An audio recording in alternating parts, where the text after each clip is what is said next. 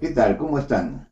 Vamos a seguir hoy con esta lectura dirigida de la carta a los romanos en la parte práctica y vamos a empezar el capítulo 14.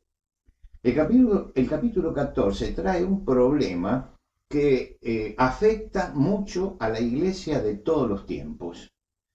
Fíjense ustedes cómo empieza. Recibid al débil en la fe, pero no para contender sobre opiniones. Estoy leyendo 14.1, ¿no? Fuertes y débiles, él señala. Ahora, lo primero que uno tiene que pensar es quiénes son los fuertes y quiénes son los débiles. En la iglesia no todos tienen el mismo discernimiento, porque el discernimiento lo vamos tomando con el tiempo, lo vamos adquiriendo, vamos creciendo. Se habla de los débiles no en el sentido moral. A veces alguien aplica mal este concepto y dice, sí, cayó porque es débil, pero el débil en la fe es otra cosa. El débil en la fe es aquel que todavía no ha desarrollado su discernimiento y que todavía está en una etapa fuerte de crecimiento. El Señor Jesucristo, cuando habla con Pedro en el capítulo 21 de Juan y le pregunta si lo ama, él hace una diferenciación. Él dice, en la primera pregunta, Jesús le responde, apacienta mis corderos. La siguiente, Jesús responde, apacienta mis ovejas. Y hay una diferencia entre corderos y ovejas. Incluso Jesús no dice ovejas, él utiliza un término en griego que significa el término cariñoso, como si nosotros dijéramos mis ovejitas. Quiere decir que Jesús está diferenciando este que es un cordero, hay que apacentarlo, y hay que apacentar también a los otros. Y esta es la tarea que tenemos. Ahora, ¿qué pasa? Que muchas veces hay divergencias entre los que conocen y tienen discernimiento y los que no tienen ese discernimiento. Y esto siempre se da en el plano no de la doctrina, sino de las costumbres. La doctrina, estamos todos de acuerdo en lo que debe ser la doctrina. En una iglesia todos están de acuerdo en la interpretación de la doctrina. Pero hay cosas que pertenecen a la costumbre y muchas veces confundimos costumbre con doctrina. Y las discusiones siempre van por el lado de las costumbres. Y lesionan mucho porque muchas veces son tradiciones que se traen de largo tiempo que se la eleva al sitio de doctrina. Una tradición no es una doctrina, es una costumbre que tenemos. Pero la doctrina es otra cosa. La doctrina son los principios de la Biblia que han sido establecidos, los que son vitales para la fe. Aquí se habla de personas muy escrupulosas al llegar a la fe y que por ser muy escrupulosas, entonces aparece en ellos ciertos escrúpulos que a veces no los podemos entender, pero que significa que traen todavía algún lastre del pasado que llega hasta allí. Esto lo vamos a entender al leer un poco más adelante el capítulo. Cuando llegamos al versículo 2, el versículo 2 dice, porque uno cree que se ha de comer de todo, otro, que es débil, come legumbres. ¿Por qué dice esto? No es por un asunto de que hubiera vegetarianos en ese momento. El asunto es que entre los que se convertían desde el paganismo, todo lo que era carne se sacrificaba al dios antes de llevarlo a la carnicería. Lo que quiere decir que ellos vivieron pensando que eso era un sacrificio sagrado. Ahora se convierten a Cristo. Y esto empieza a chocar en su inmadurez con su fe. ¿Por qué? Porque empiezan a pensar, bueno, ¿puedo yo comer esto? No, no conviene, esto fue llevado a los ídolos, yo abandoné los ídolos. Ahora, el apóstol Pablo habla justamente de eso y lo va a tocar también en la carta a los Corintios, cuando hable de estas cosas, en 1 Corintios 10, donde él va a explicar de que todo lo que se vende en la carnicería hay que comer sin preguntar y que el ídolo nada es. Entonces, El maduro sabe que el ídolo nada es y compra la carnicería sin preguntar nada, porque sabe que todo lo que viene de la naturaleza viene de Dios. El que tiene estos escrúpulos espirituales no actúa así. El mismo problema surge también con los judíos. Los judíos que se convierten, y acá llegamos al versículo 5, dice, uno hace diferencia entre día y día, otro juzga iguales todos los días, cada uno esté plenamente convencido en su propia mente. ¿Por qué?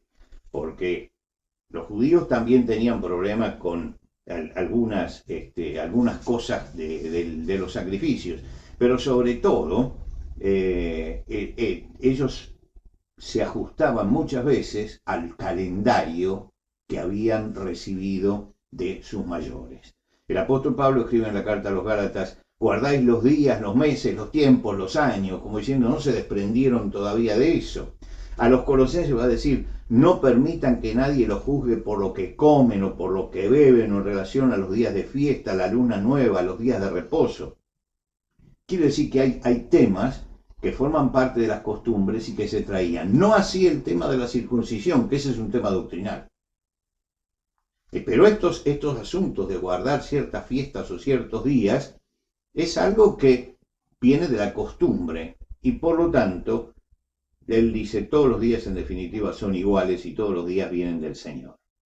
Ahora, ¿cómo nos relacionamos? ¿Cómo se tiene que relacionar el que tiene discernimiento con el que no tiene discernimiento? Vamos al versículo 3. El versículo 3 dice, el que come no menosprecia al que no come. Y el que no come no juzgue al que come, porque Dios lo ha recibido. Quiere decir que no hay que emitir juicio. El fuerte menosprecia al débil. Fíjate vos, esta persona todavía trae eso, tiene estos escrúpulos. Dice, no lo menosprecies, está creciendo. Y por el otro lado, el débil empieza con las críticas, con los chismes. Bueno, se le dice a uno, no lo menosprecies y no juzgues. El fuerte que no menosprecia al que come y que no juzgue al que come. Es decir, y el débil que no tenga habladurías. En los juicios, juzgar al otro es hablar y hablar de más. ¿Tú quién eres para juzgar al criado ajeno? Dice el versículo 4. ¿Tú quién eres? No puedes juzgar a alguien que está haciéndolo delante del Señor con sinceridad.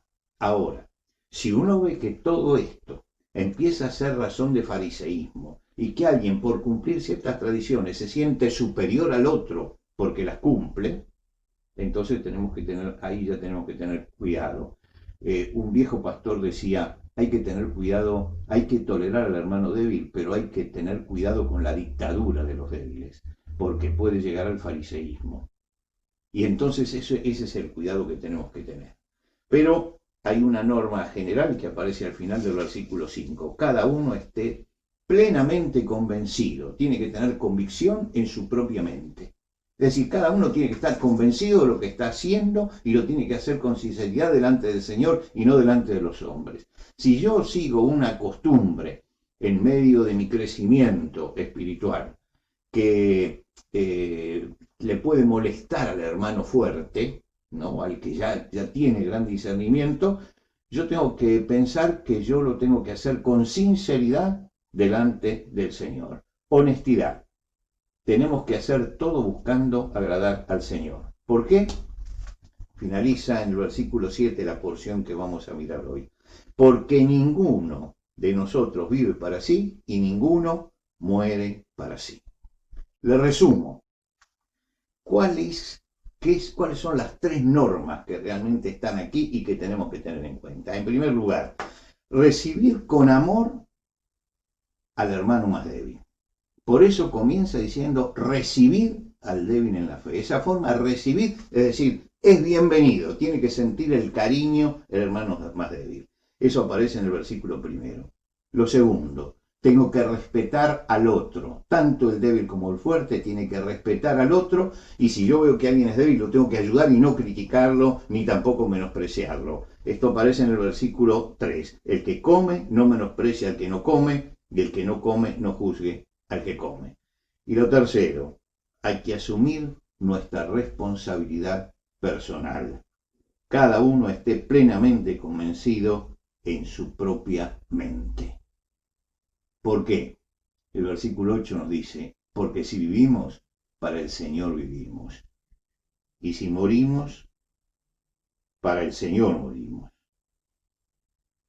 Así pues, sea que vivamos o que muramos, somos del Señor.